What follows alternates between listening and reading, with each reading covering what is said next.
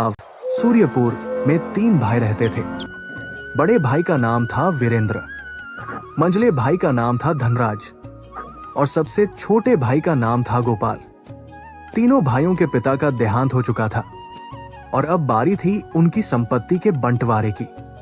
एक दिन तीनों भाई आंगन में बैठे। वीरेंद्र घमंड से, मैं सबसे बड़ा हूं इसलिए बंटवारा मैं करूंगा। धनराज ने तुरंत सिर हिलाया, हाँ भैया, जो आप कहेंगे वही सही। गोपाल मासूम था, भैया आप दोनों बड़े हैं, मैं आपका फैसला मान लूंगा। पहला बंटवारा खेत। वीरेंद्र बोला, हमारे पास 2 बड़े खेत हैं और एक पतली मेड़। 2 खेत मैं और धनराज ले लेंगे और मेड़ गोपाल की। धनराज हंस पड़ा, वाह भैया क्या बात है। गोपाल चुप रहा, ठीक है भैया मुझे मंजूर है।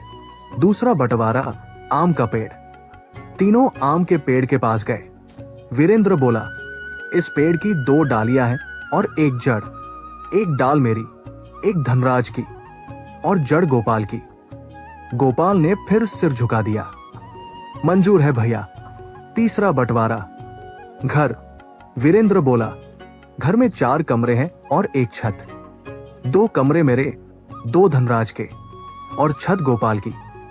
अब गोपाल की आंखों में आंसू थे, लेकिन उसने कुछ नहीं कहा। चौथा बंटवारा पैसे। मटका खोला गया। वीरेंद्र बोला, नए सिक्के हम दोनों लेंगे और पुराने बेकार सिक्के गोपाल के।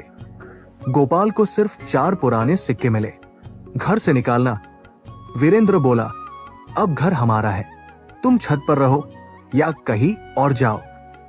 गोपाल और उसकी पत्नी सीता को घर से निकाल दिया गया। नई शुरुआत। दोनों ने तालाब के किनारे छोटी सी झोपड़ी बना ली। सीता गुस्से में बोली, आपने कुछ कहा क्यों नहीं? गोपाल बोला, वो मेरे बड़े भाई हैं। सीता ने कहा, अब वक्त है समझदारी का, सिर्फ सीधाई से काम नहीं चलता। पहली चाल मेड़ तोड़ना। रात में सीता बोली, चलो खेत पर। दोनों ने मेड़ तोड़ दी। अगले दिन पानी बह गया और वीरेंद्र धनराज की फसल बर्बाद हो गई। दूसरी चाल पेड़ काटना। सीता बोली, पेड़ की जड़ हमारी है ना? गोपाल समझ गया। दोनों ने पेड़ काट दिया। राजा के दरबार में दोनों बड़े भाई गुस्से में गोपाल को राजा के पास ले गए। राजा ने पूछा, तुमने पेड़ क्यों काटा? गोपाल बोला, महाराज जड़ मेरी थी, मैंने अपना हिस्सा लिया। राजा ने बड़े भाइयों से पूछा, क्या ये सच है? दोनों चुप हो गए। न्याय। राजा बोला, तुम दोनों ने अन्याय किया है, अब सारी संपत्ति तीनों में बराबर बंटेगी। अंत। तीनों भाइयों को बराबर हिस्सा मिला। वीरेंद्र और धनराज को अपनी गलती का एहसास हुआ।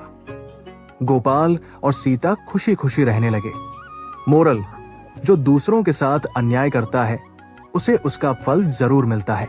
सीधाई अच्छी है, लेकिन